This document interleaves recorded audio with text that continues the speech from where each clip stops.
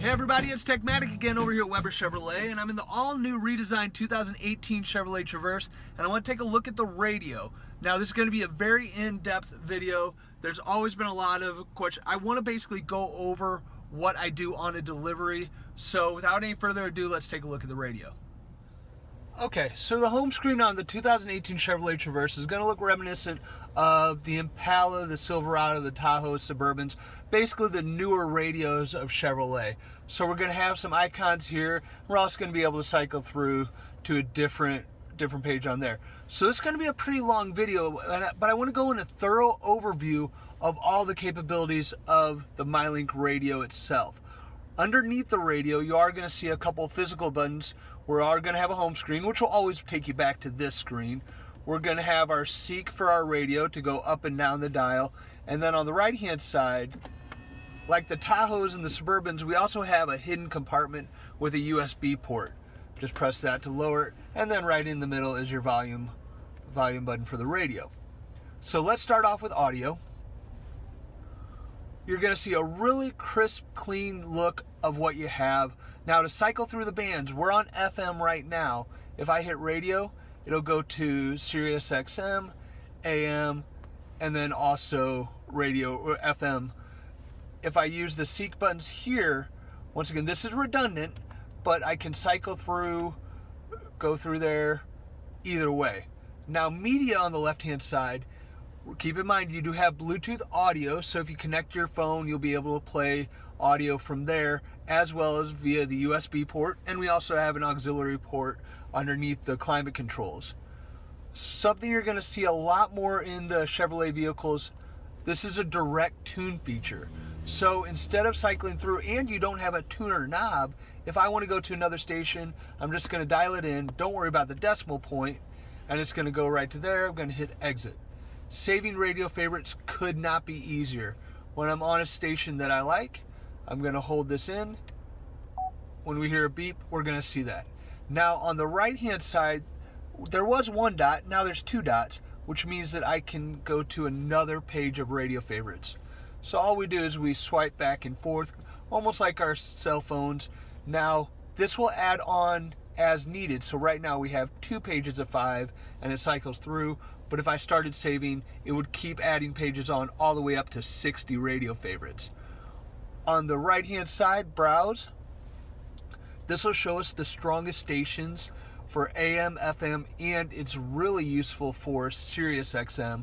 If I go back to that, now we're inside, so we may not be able to get a good signal, but we'll be able to see all the Sirius XM radio stations, also artist that is playing, and even the current song. So a lot of capability on the Sirius XM.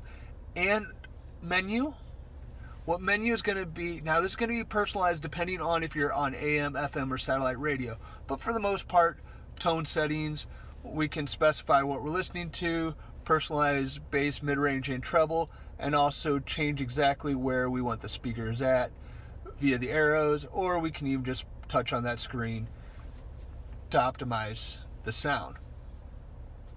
So that is the audio portion. Now you're going to see up top, these are what they'll call like a quick keys, or an app tray really. So that'll take us to the screen we're on, our phone screen, navigation if available. Now this is going to have CarPlay and Android Auto capability, so you're not going to see a lot of in-dash navigations. So although that icon is on here, on this one is just taking us to our OnStar features and the text alert features. I haven't paired up my phone yet, but if you have a compatible smartphone, you'll actually be able to have your text read out to you. We'll go over that in another video. So back to the home screen. Phone we kind of went over, and once again I'm going to show you full capability when we pair up our phone. Projection, that's your CarPlay or Android Auto. Love the capability of being able to just plug in your phone and pull up apps that are easy to use, i.e. Apple Maps or Google Maps or your different audio, Pandora, Spotify, things like that. Our OnStar navigation. I'm going to jump over settings. We briefly talked about text and OnStar. A great feature that they've added on the 2018 Traverse is the easy access to go to your rear climate controls. Although it was easy on the previous models, this is a whole lot easier. So we can change the temperature through there, fan speed, which vents are being utilized.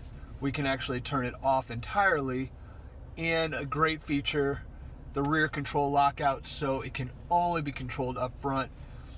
And the back seat, when we have little ones, we don't have maybe the battle of the climate control, so to speak. All right, back to the home screen. And on the last page, we're going to have the app shop where we can add additional apps. Right now, there's only 3 apps. We have the Weather Channel and Glimpse and an OnStar at Your Service app, but more to follow on that. Let's dive into settings. There is so many numerous settings available. One thing that I always tell people is feel comfortable playing around with the different settings on your vehicle. If I go down, now time and date, rear seat reminder is new. If there is anything in the back seat, when you turn off the ignition, you'll see a warning in your driver's information center and have you check the back seat. Language we understand. Valet mode, that's something new for the Traverse. So we can actually lock out this screen.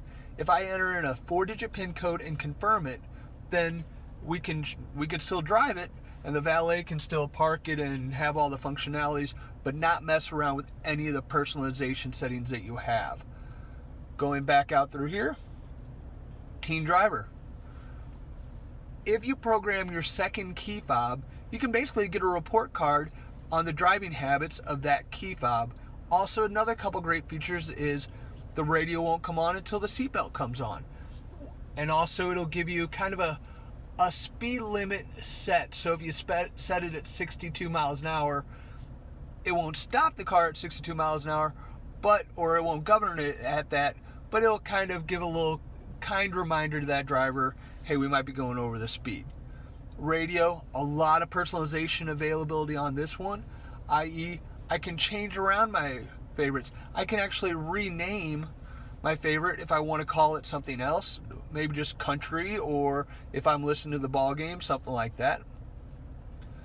Number of favorite shows. We were talking about auto, so they just keep adding on. But if you don't need that, we can specify exactly how many favorites are on there.